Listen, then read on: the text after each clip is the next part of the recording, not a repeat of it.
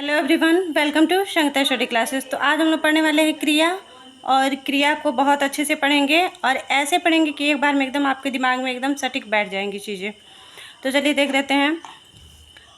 वाक्य में ऐसे शब्द जो काम करने या होने का बोध कराए उसे क्रिया कहते हैं। यानी जब कोई हम काम कर रहे हैं, वो काम जो हो रहा है वही क्रिया होता है। जैसे गाड़ी चल रही है, यानी गाड़ी क्या है आपका, गाड़ी करता है, चलना क्रिया है, और रही है सहायक क्रिया है अपना। वाक्य, सबसे पहले आप वाक्य समझिए। वाक्य तीन चीज़ों से मिलकर बनता है, कर्ता, कर्म और क्रिया। तो कर्ता हो गया जो काम को करता है, कर्म वो जो साधन काम, जिस काम को करने में जिस साधन का हम प्रयोग करते हैं वो होता है कर्म, और क्रिया जो काम हो रहा है वो होता है क्रिया। और जैसे रही है, रहे हैं, रही नहीं भी हो, है हो, तो वहाँ पे क्या होता है, वो सहायक क्रिया के रूप में प्रयोग होता है। कई बार एक क्वेश्चन बनता है कि निम्नलिखित में से सहायक क्रिया कौन है, तो सहायक क्रिया है होता है, रही है, रहे है, गई है, मतलब ये जो चीज़ें होती हैं वो सहायक क्रिया के रूप में प्रयोग होती हैं। तो गाड़ी क्या है, गाड़ी करता है, और चलना का भी देखिए वाक्य तीन तरह से बनते हैं। या तो वाक्य बनेगा कर्ता कर्म क्रिया, सिंपल बनता है। फिर वाक्य बनता है कर्ता भी होता है और क्रिया, दो चीज़ों से वाक्य बन जाता है। एक वाक्य होता है सहायक क्रिया लगा के, सहायक कर्ता लगा के, कर्ता विस्तारक कर्म विस्तारक लगा के, ऐसे बनते हैं बड़े बड़े वाक्य। तो वहाँ पे एक वो तरह के वाक्य होते हैं। तो यहाँ पे क्या है, गाड़ी चल रही है, यानी गाड़ी करता है, चलना क्रिया है, और रही है सहायक क्रिया है।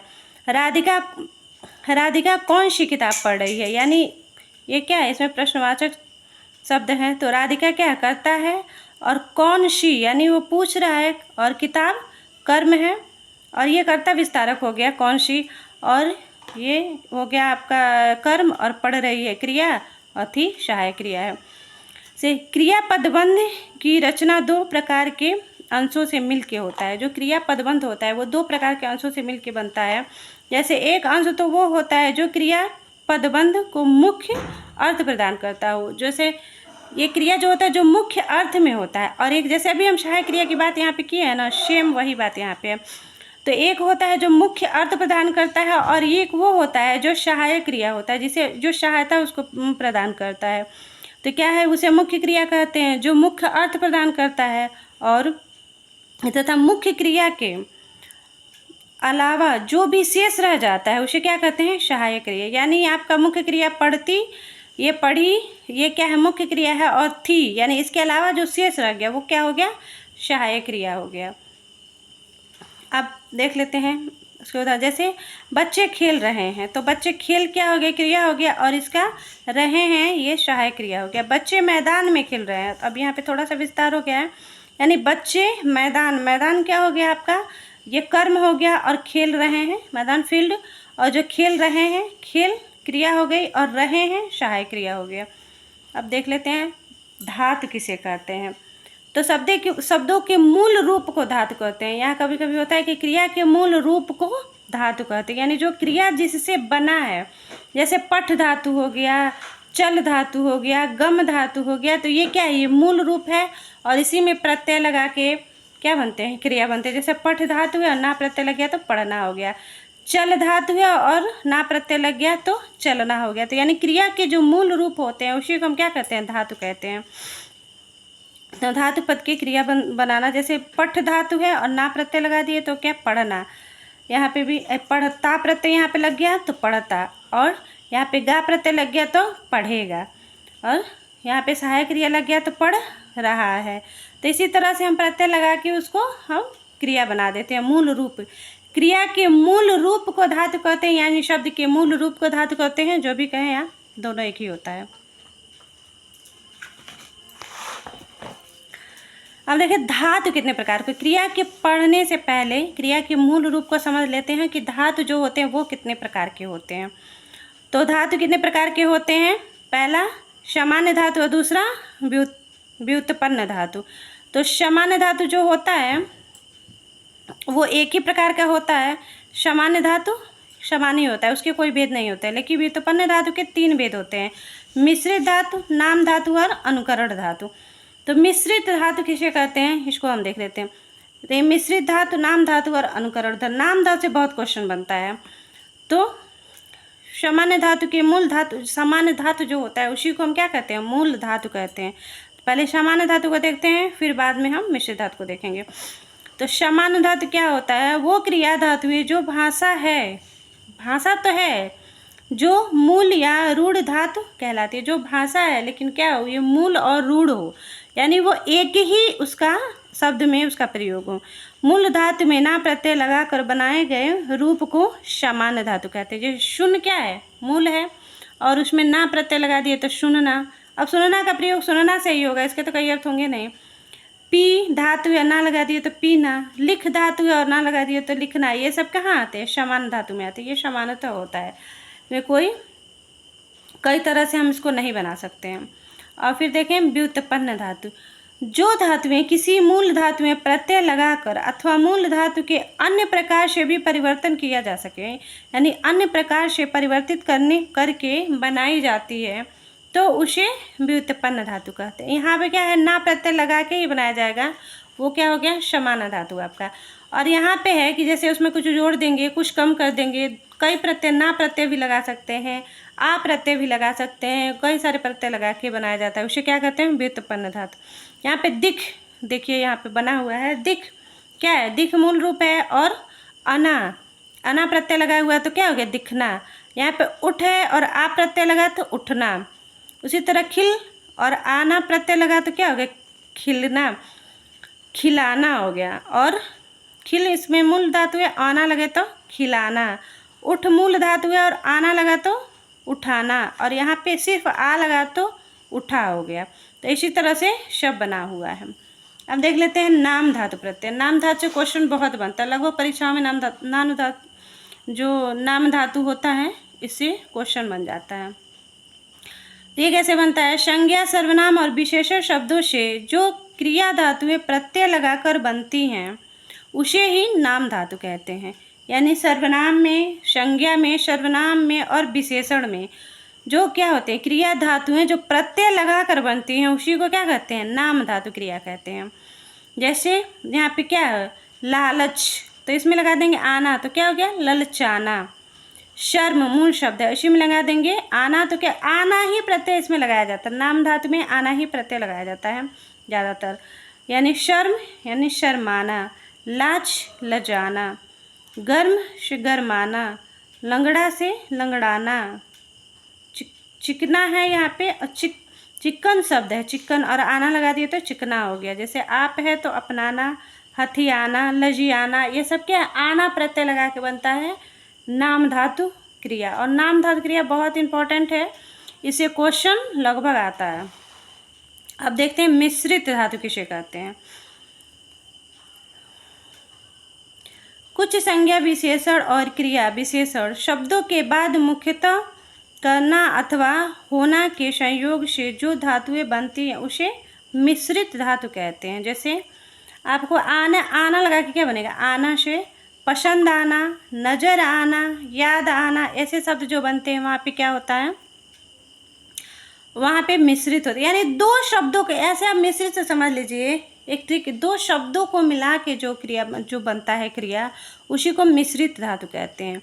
जैसे आप देखिए मारना से बना है डिंग मारना, झपट्टा मारना, गोता मारना, ये क्या है, दो शब्द आपके हैं ना, तो वही मिश्रित शब्द में दो शब्दों के योग से जो बनता है उसी को मिश्रित कहते हैं।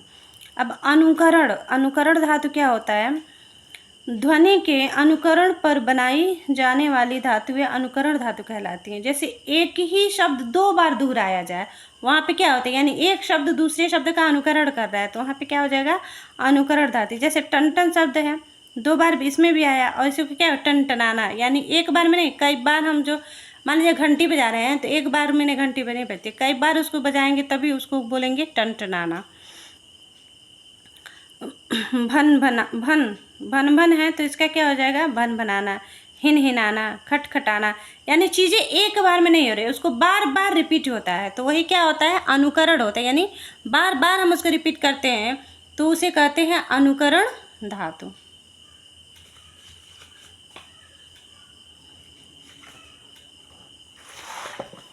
अब यहाँ पे देख लें क्रिया। अब ये धातु के मूल रूप को देख लिए, अब क्या देखें, क्रिया। क्रिया से ही क्वेश्चन ज़्यादा सामान्य हिंदी में आता है, धातु से बहुत कम ही आता है। तो क्रिया को देख लें। क्रिया के प्रकार।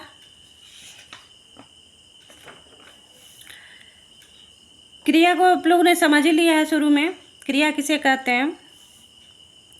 क्रिया के कितने प्रकार होते हैं? क्रिया के 2 प्रकार होते हैं, अकर्मक क्रिया और सकर्मक क्रिया। अकर्मक क्रिया क्या होता है?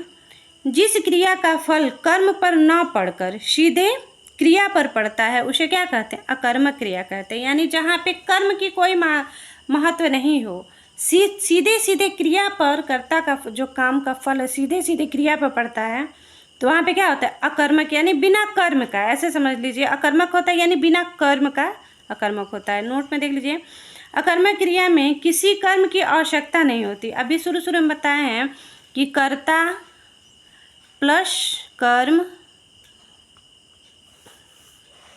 यहाँ देखिए, कर्ता प्लस कर्म प्लस क्रिया, ये तीनों मिलके एक वाक्य बनते हैं। तो यानी अब ये अकर्मक क्रिया में ये होता है कि कर्ता तो होगा लेकिन कर्म की आवश्यकता नहीं होती है। सीधे सीधे इसका प्रभाव कहाँ पड़ेगा? इसका सीधे सीधे प्रभाव क्रिया पर पड़ेगा। तो कर्ता का सीधा प्रभाव जो क्रिया पे पड़ता है तो वहीं पे क्या होता है? अकर्मक क्रिया उसे बोलते हैं। और फिर यहाँ पे देखें, राधा, जैसे राधा रोती है, राधा रोती है, राधा कर्म करता है और रोना क्रिया है, लेकिन यहाँ पे कर्म को दिखाया नहीं, क्यों रोती है ये बात इसमें नहीं है। अच्छा, अकर्मक ये भी होता है जहाँ पे क्वेश्चन अपने आप उड़ जाए, वहाँ पे भी वो शब्द क्या होते हैं? अकर्मक होते हैं। जैसे बच्चा हंसता है, हंस रहा है, लेकिन क्यों हंस रहा है ये नहीं पता है, इसमें कर्म नहीं है। कुछ शब्द ऐसे होते हैं कि वो शब्द जहाँ भी लगे हों वहाँ पे क्या होते हैं? अकर्मक ही होता है। जैसे उगना, लेटना, कूदना, उछलना, रोना, हंसना, होना, बैठना, उतरना, डूबना,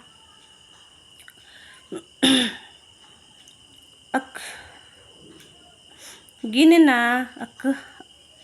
उलझना होता है ये, बचना, उबलना, दौड़ना, आना, जाना इत्यादि। ये शब्द जो होते हैं ना वो हमेशा अकर्मक क्रिया में ही आते हैं। ये शब्द आपको दिख गया तो आप अकर्मक क्रिया मार सकते हैं, इसमें कोई भी सोचने और समझने की ज़रूरत नहीं हो।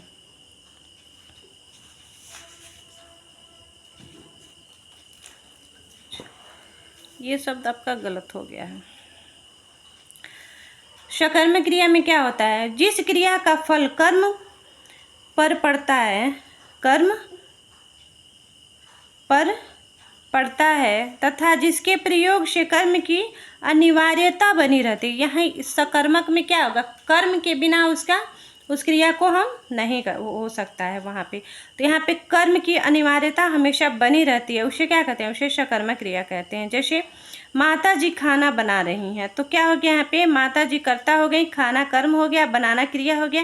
तीनों शब्द यहाँ पे है ना। राम पत्र लिख रहा है तो राम कर्ता हो गया, पत्र कर्म हो गया और लिखना क्रिया हो गया। और रही है सहायक क्रिया, ये रहा है, रही है सहायक क्रिया। जैसे अध्यापक हिंदी पढ़ा रहे हैं, यहाँ पे है ना, पढ़ाया या पढ़ा रहे हैं, कुछ भी हो सकता है। तो अध्यापक कर्ता हो गए, अभी ने का यहाँ पे तो चिन्ह सीधे दिख रहा है, और हिंदी कर्म हो गया और पढ़ाना क्रिया हो गया। तो यहाँ पे क्या हो गया? ये सकर्मक क्रिया वो होते हैं जहाँ पे कर्म की अनिवार्यता हमेशा बनी रहती है, वहाँ पे क्या होता है? वहाँ पे सकर्मक क्रिया होता है। अब इसके कुछ पहचान होते हैं, जो ये शब्द आपको जहाँ भी दिख जाए आप उसे सकर्मक क्रिया में मार दीजिएगा, इसमें कोई भी गलती होने की गुंजाइश नहीं। जैसे लिखना हमेशा सकर्मक क्रिया है, पढ़ना सकर्मक है, खाना, पीना, खरीदना इत्यादि ये क्या होते हैं? ये हमेशा सकर्मक होते हैं।